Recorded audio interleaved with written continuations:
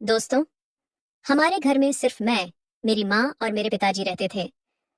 मेरे पिताजी अपने काम की वजह से महीने में 20 दिन बाहर ही रहते थे। मेरी और माँ की उम्र में केवल 20 साल का फासला था। एक बार हमारी नौकरानी 20 दिनों की छुट्टी पर चली गई, तो माँ ने नई नौकरानी लाने के बजाय खुद ही सारे घरेलू काम संभालने का फैसला किया। उन्होंने झाड़ू लगाना, पोंछा करना, सब कुछ अपने हाथों में ले लिया। पहले दिन शाम के वक्त जब माँ ने झाड़ू लगाना शुरू किया, तो उन्होंने अपनी साड़ी का आंचल कसकर कमर में ठूंस लिया था। झाड़ू लगाने के बाद माँ ने फर्श पर पोंछा लगाना शुरू किया। इस दौरान उन्होंने अपनी साड़ी और पेटीकोट को थोड़ा ऊपर खींच लिया, जिससे उनके पैरों का निचला हिस्सा नजर आने लगा। माँ को इस हाल में देखकर मेरे मन में कुछ अनजाने से विचार उमड़ने लगे। हालांकि मैं चुपचाप खड़ा रहा। अब माँ हर दिन इसी तरह कपड़े संभालकर घर का काम करने लगी। एक दिन जब माँ फिर से वही काम कर रही थी, तो मैं खुद को रोक न सका और बोला, माँ, तुम इस तरह के कपड़ों में ये काम मत करो। माँ ने मेरी ओर देखा और पूछा, क्या बात है बेटू? मैंने कहा, माँ, मुझे ये ठीक नहीं लगता। माँ ने उत्सुकता से पूछा, क्यों? तुझे क्या परेशानी हो रही है? तब मैंने हिम्मत करके कहा, माँ, तुम्हें इस तरह देखकर मुझे कुछ अटपटा सा लगता है। मन में कुछ अलग सा चलता है। माँ ने पूछा, कैसा अटपटा? तुझे क्या महसूस हो रहा है?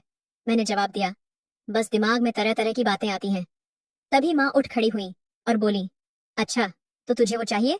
अगर चाहिए तो बोल दे, मैं ले आऊं। मैंने हैरत से माँ को देखा और कहा, माँ, सच कह रही हो? माँ हल्के से मुस्कुराई और बोली, क्यों नहीं? जब तू छोटा था तब तो मैं हमेशा ऐसा करती थी।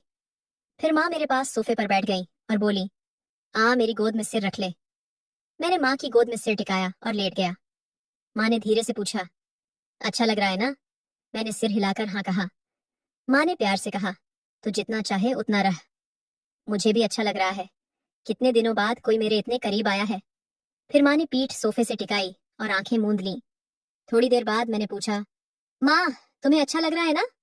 माँ ने मेरे बाल सहलाते हुए कहा, अरे कितना अच्छा लग रहा है, बता नहीं सकती। फिर माँ उठी, मेरा हाथ थामा और बोली, चल अपने कमरे में चलते हैं।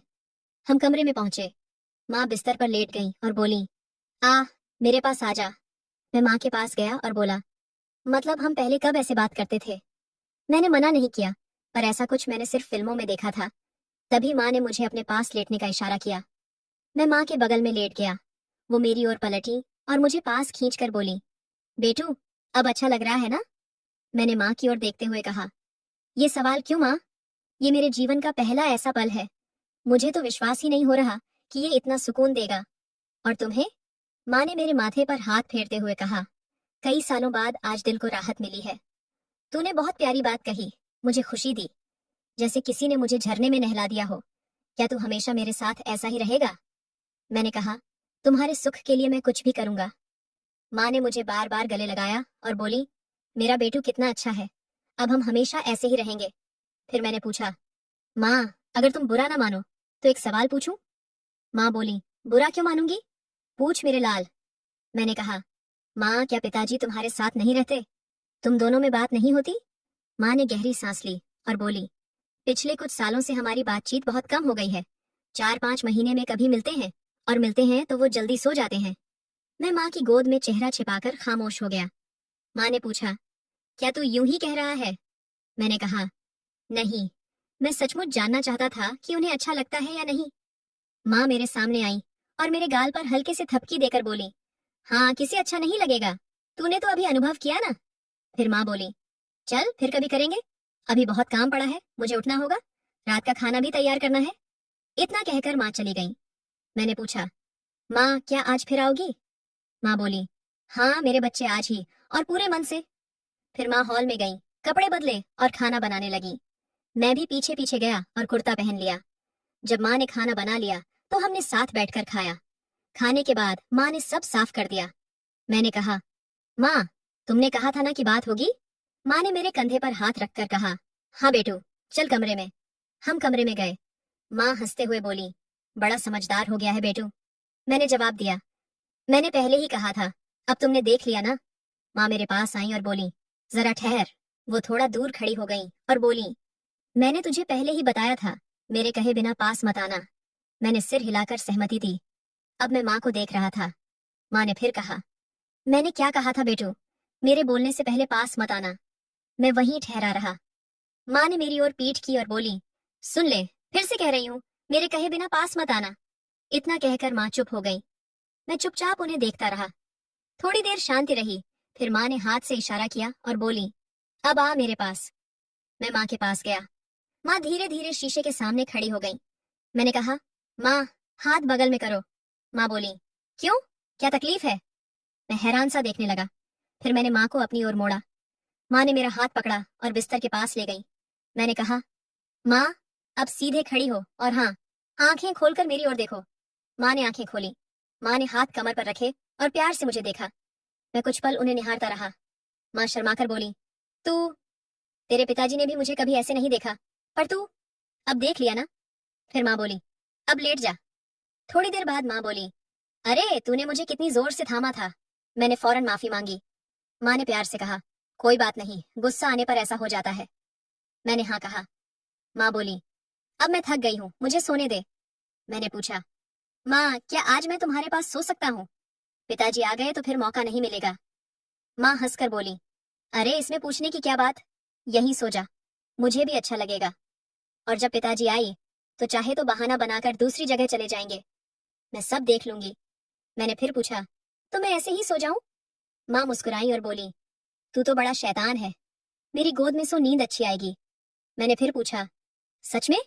माँ ने मुझे पास खींचकर कहा, हाँ, कभी कभी तेरे पिताजी भी ऐसा चाहते हैं, तो उन्हें भी यही कहती हूँ। फिर माँ मुझे प्यार से सहलाने लगी। थोड़ी देर में मुझे नींद आ गई। कुछ समय बाद आंख खुली तो घड़ी देखी, 2 घंटे बीत चुके थे। मैंने माँ को देखा, वो जाग रही थी और मुझे प्यार से निहार रही थी। माँ ने पूछा, नींद हो गई? मैंने कहा, नहीं, पर तुम अब तक जाग रही हो। माँ ने मेरे गाल पर हाथ फेरते हुए कहा, मुझे नींद नहीं आई, बस तुझे देखती रही। माँ बोली, चल फिर से थपकी देकर सुला दूं। मैंने हंसकर कहा, अच्छा यहाँ देखो। माँ मेरे पास बैठकर मुस्कुराई और बोली, अब खुश है? मैंने माँ की गोद में सिर रखकर कहा, खुश हूँ, इतना कि बता नहीं सकता। माँ ने मेरे बालों में उंगलियां फेरते हुए कहा, आज मुझे भी बहुत खुशी मिली। मैंने पूछा, पर तुम पिताजी से नाराज तो नहीं हो ना? माँ ने प्यार से कहा, कभी कभी ऐसा हो जाता है। मैंने तुरंत कहा, पर यह जल्दी ठीक हो जाएगा, चलो अब। माँ मजाक में नाराज होकर बोली, अरे तुझे हमेशा इतनी जल्दी क्यों रहती है? मैंने जिद की, नहीं कल नहीं, आज ही बस 15 मिनट और रुके, ठीक है? माँ ने जवाब नहीं दिया। उन्होंने धीरे से मेरा सिर गोद से हटाया और मेरे पास लेटकर आंखें बंद कर ली। 15 मिनट बाद मैंने माँ को हिलाया और कहा, माँ, 15 मिनट हो गए। माँ ने मुझे नमस्ते किया और बोली, चल, जैसा तू चाहता था वैसा हुआ, पर तू जिद्दी हो गया है और अब तुझे इसकी लत भी लग गई है। माँ बोली, मैं यूं ही लेटी रहूंगी, तू जा सकता है। फिर उन्होंने लाइट बंद की और आंखें मूंद ली। मैंने पूछा, माँ, तुम्हें पिताजी के साथ छल करने जैसा नहीं लगता? माँ बोली, बेटू, जो हो गया सो हो गया, अब उसका सोचकर क्या फायदा। हाँ, मुझे पिताजी के साथ छल जैसा लगता है, पर मैंने किसी और के साथ कुछ नहीं किया, बस अपने प्यारे बेटे के साथ हूँ। अब मुझे कुछ गलत नहीं लगता, सो जा, मैं भी सोती हूँ। मैंने कहा, माँ, मेरी एक और ख्वाहिश है, पर समझ नहीं आ रहा इसे कैसे पूरा करूं, बता दूं? माँ बोली, हाँ बता। मैंने कहा, मुझे सचमुच का अनुभव लेकर एक बार असली माँ को देखना है। माँ बोली, ये मुश्किल है, पर असंभव नहीं। जब पिताजी आएंगे तो मौका बना लेंगे। वैसे भी उन्हें शराब पसंद है, मैं उन्हें थोड़ा ज्यादा पिला दूंगी। फिर जब हम बात करेंगे तो देख लेना, उन्हें कुछ पता नहीं चलेगा। रोशनी हल्की रखेंगे ताकि तुझे साफ दिखे। मैंने कहा, क्या शानदार तरीका सोचा है। माँ बोली, पर जब पिताजी से बात होगी तो तू मना तो नहीं करेगा ना? मैंने कहा, अरे जब वो होंगे तो मेरा काम जल्दी कैसे होगा? माँ बोली, फिक्र मत कर, जैसे ही बात खत्म होगी मैं तेरे पास आ जाऊंगी, मैं सब संभाल लूंगी। फिर हम सो गए। अगले 2-3 दिन ऐसे ही गुजरे। पिताजी के आने तक मैं और माँ दिन में 3 बार बाहर टहलने जाते रहे। 7 दिन बाद पिताजी लौटे, पर 3 दिन बाद फिर चले गए। उसी दिन माँ की दोस्त शालिनी हमारे घर आई। मुझे उनकी बातों में रुचि नहीं थी, तो मैं अपने कमरे में चला गया, पर उनकी आवाज मेरे कानों तक पहुंच रही थी। शालिनी बोली, क्या हाल है सुनीता, सब कैसे चल रहा है? आज तू बहुत खुश दिख रही है, क्या बात है? माँ बोली, हाँ, सच में मैं बहुत खुश हूँ, मेरी परेशानी हल हो गई। पर तू उदास क्यों लग रही है? शालिनी बोली, मैंने कोशिश की पर कुछ नहीं बन पाया। ये सुनकर मैं उनकी बातें गौर से सुनने लगा। माँ बोली, शालिनी, मुझे अब भी वो सम्मान नहीं मिलता। शालिनी ने पूछा, सच में? माँ बोली, हाँ, वो एक दो बार बात करते हैं, पर 2-3 मिनट में काम पर निकल जाते हैं। मुझे बहुत गुस्सा आता है, मन जलता है, चिढ़ होती है। मैं बार बार प्यार से समझाती हूँ, सोचती हूँ कि अगली बार शायद रुके, मेरा मन ठंडा हो, पर कुछ नहीं होता। शालिनी ने पूछा, पर सुनीता तुझे कोई रास्ता तो मिला होगा, किसी दोस्त से बात की? माँ बोली, देख शालिनी, फोन तो तेरे घर में ही है, तू अपने रोहन को क्यों नहीं बुलाती? अच्छा नौजवान है, तेरी मदद करेगा। शालिनी चौंकी और बोली, अरे ये क्या कह रही है? लगता है तुझे कोई अनुभव है। माँ बोली, हाँ यार, अपने तजुर्बे से कह रही हूँ। 6-7 दिन पहले मैंने बेटू को कुछ सिखाया था। पहले वो हिचक रहा था, फिर मान गया। मुझे भी थोड़ा बुरा लगा, पर सोचा अपनी राह खुद बनानी है। फिर उससे काम करवाया। वो बहुत अच्छे से बोलता है, मेरा पूरा ख्याल रखता है।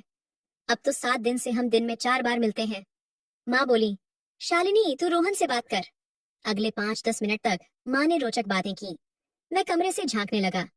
माँ बोल रही थी, पर शालिनी असहज लग रही थी। शालिनी बोली, तू क्या कह रही है सुनीता? मुझसे ये नहीं होगा। रोहन बहुत भोला है। फिर धीरे से बोली, पर सुनीता अगर मैं कुछ मांगूं तो मानेगी? माँ बोली, हाँ बता क्या चाहिए? शालिनी हिचकते हुए बोली, कैसे कहूँ?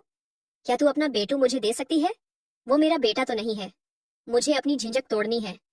माँ सोच में पड़ गई और बोली, रोहन की चिंता मत कर, पहले बेटू से पूछती हूँ। वो मना नहीं करेगा, उसे आदत हो गई है। शालिनी बोली, सोचकर ही दिल धड़क रहा है। अभी पूछूं? माँ बोली, वो घर में ही है? शालिनी चौंकी, सच में?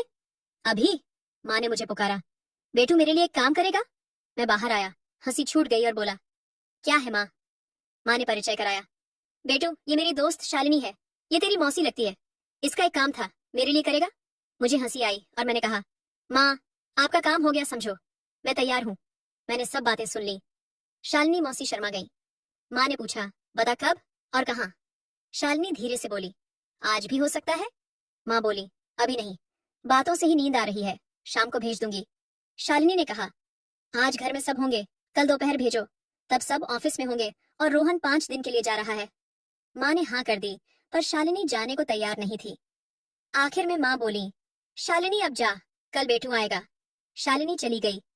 माँ ने मुझे छेड़ा, बेटू मौसी से मिलकर मुझे तो नहीं भूलेगा? मैं माँ के पास गया और बोला, तुम्हें भूलना कैसे मुमकिन है? तुम मेरी पहली पसंद हो। माँ ने पूछा, चाय पिएगा? मैंने हाँ कहा तो माँ चाय बनाने गई और लाई।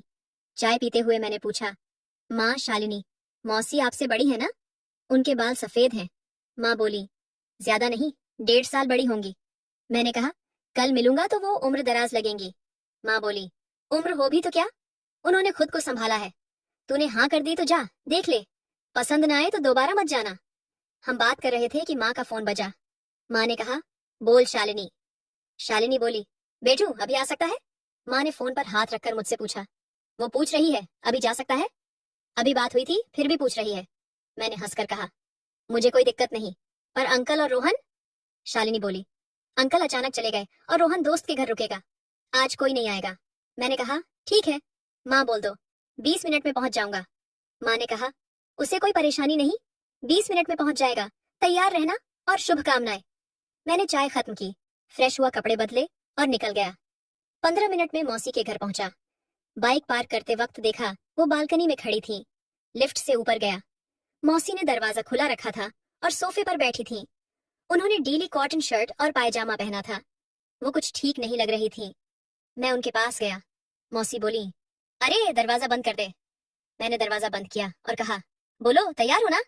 मौसी शर्माकर बोली, इसीलिए बुलाया है। उन्होंने मेरा हाथ पकड़ा और पास खींच लिया। नजरें चुराते हुए बोली, तो तू और सुनीता सच में? मैं हंसते हुए बोला, आपको बताते वक्त माँ को जरूरत लगी, इसलिए मुझे बुलाया और आपके जाते ही फिर बुला लिया। मौसी बोली, तो अब हम? मैंने कहा, मैंने सारी बातें सुनी थी, चलो देर मत करो, मुझे लौटना भी है। 30 मिनट बाद शालिनी मौसी बोली, आज का बहुत शुक्रिया बेटू, फिर आएगा ना? नहीं आया तो मैं आ जाऊंगी। मैंने कहा, मौसी मुझे चलना होगा, माँ इंतजार कर रही होगी। मौसी मुस्कुराई और बोली, ठीक है, पर कल जरूर आना, वरना याद आएगी। मैं तैयार होकर घर निकला। माँ ने दरवाजा खोला और पूछा, बेटू क्या हुआ, उसका काम हो गया? मैंने हंसकर कहा, हाँ माँ। माँ ने आंखें बड़ी कर कहा, ये क्या अजीब बातें कर रहा है? मैं हंसा और बोला, मौसी ने सिखाया, मुझे तो अच्छा लगा। माँ बोली, शाबाश, पर एक बात सुन ले, मेरी माननी पड़ेगी। तो दोस्तों, ये थी हमारी आज की छोटी कहानी। आपको कैसी लगी कमेंट में बताएं। पसंद आई तो लाइक करें और दोस्तों से शेयर करें। ऐसी रोचक कहानियों के लिए हमारे चैनल को सब्सक्राइब करें और बेल आइकन दबाएं ताकि कोई कहानी छूटे ना। धन्यवाद।